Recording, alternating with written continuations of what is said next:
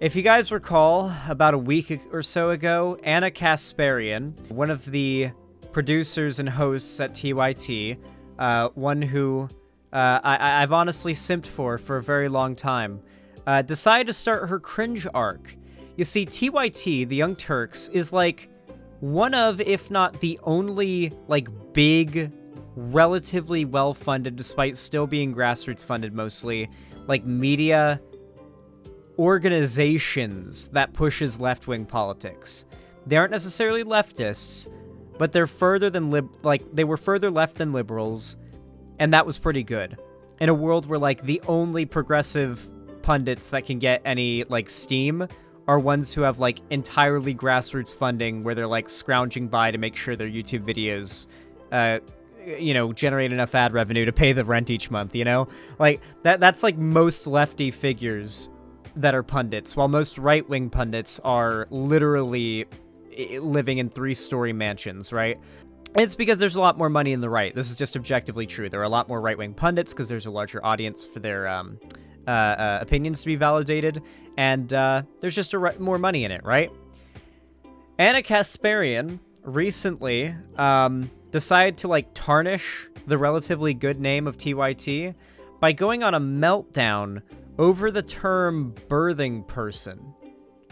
Now, I agree the term birthing person, when, like, used to describe a woman, is pretty cringe, but the way she was talking about it implied that, like, in casual settings, lefties were calling her a birthing person.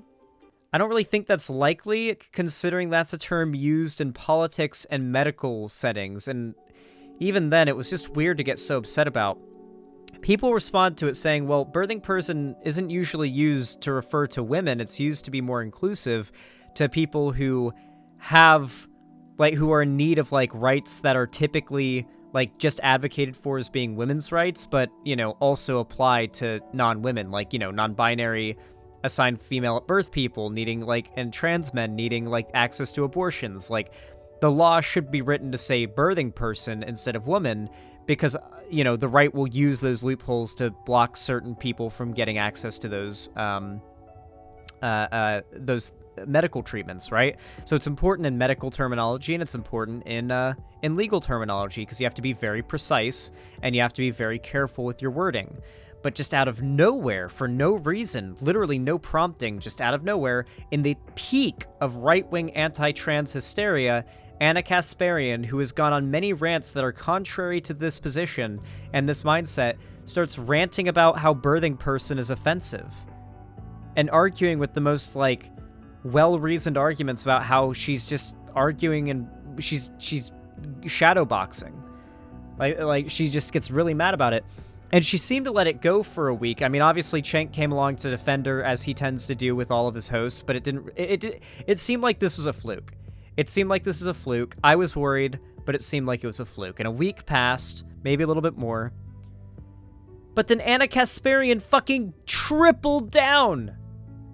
Just from the other day. Lol, the meltdowns over wanting to be referred to as a woman rather than a birthing person is pretty wild. I'll never apologize for that, especially as a biological woman who has had a fucking lifetime of being told I'm less than, I'm a woman, no apologies.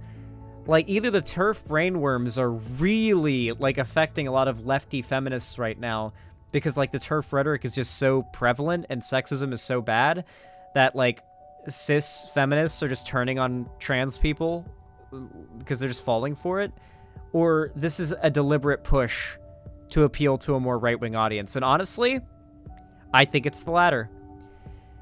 Here we have Cenk Uygur responding to someone I don't even like, the Serfs, dunking on Anna and absolutely destroying her. Here's Cenk's response. Here, I'll name a name. Lance from the Serfs. He's on here all the time on the power panel, right? And he comes out and does this video about how he's so correct and oh yeah, the Young Turks, correct? No, Lance, you're not goddamn correct. Nobody elected you. The polling shows no one agrees with you. I'll remind you, by the way, these people refuse to have any lefty pundit on to argue this position on their show. They will not have anyone on to, like, argue with them about this, but they are correct. They are definitely correct. Your 12 buddies online, I don't care, okay? And say, oh yeah, I'm 100%. He's 99.95% correct. Oh, I'm gonna correct him. No. So don't look. You want to say, hey, I don't agree with you. God bless. You want to say, Cenk, you shouldn't say anything back because you're being rude. Come on, brother or sister. I don't know where. Here, I'll name it. So there's that, obviously, but it goes even crazier. Apparently, Anna Kasparian has now stated an apology. She's apologized. Not for her whole, like, hysteric going, freaking out about, birthing person stuff. She didn't apologize about that. She apologized to women who voted for Trump. She made a public apology to women who voted for Trump because when Trump got elected, she said women who voted for Trump were idiots for voting for someone who's going to take their rights away. So she publicly apologized to them. She won't apologize about her hysteria over the birthing person thing, but she'll apologize to female Trump supporters for calling them dumb when Trump got elected for voting against their best interest. I honestly do think that this is TYT making a distinct push to start appealing more towards the right. Why do I think this is happening? Well, look at the state of the internet culture. It's distinctively more right-leaning. Not only that, but I mean, hell, for all we know, rent's going up in LA. There's studios in LA, and, budget's getting tight. They're a media organization. At the end of the day, they're not individual people making decisions. They're a company. And companies follow the money. And I think that's what we're seeing. I think they see that transphobia is heavily in vogue right now. It's literally so in vogue that Mr. Beast's, best friend coming out as trans had a negative impact on Mr. Beast rather than a positive impact on the perception of trans people in internet culture. That is how in vogue transphobia is right now. I think this is TYT chasing the money. I really do think it is. And I honestly don't think it's out of place for them. TYT's, political leanings have changed over time. People tell me I'm wrong about this, and they've always been pretty left-leaning, and that is true. They've always had a somewhat left-leaning bent.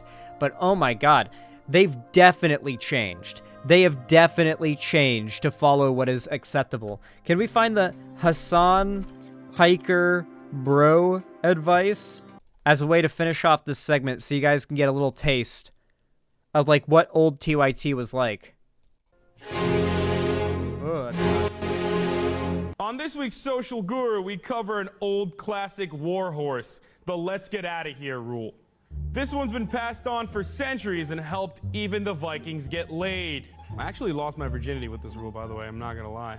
So you're in the club, you finally use the 5-second rule because you're smart now, because you follow bro tip, and you start talking to this girl. This is a Son It Piker. finally leads to hooking up, and you're bold enough to grab an ass cheek and then maybe even get some hand play downstairs. What is the next move? You need to get out of there, and you need to get out of there fast. Hopefully with the girl. So you have to use these 5 magic words. Let's get out of here. You might think, wait a minute, there's no way this is gonna work. Yes, it does. Let's get Back when out he was of Turkish. here. It's time to get out of there, and it's time to separate That's so her good, from Nina. her herd. Meaning her crowd of girlfriends that are going to do their best to cock block you because they're fat and lonely. If let's get out of here, guys, I think it's pretty clear. The general political leanings of TYT as a company have changed a lot over time, okay?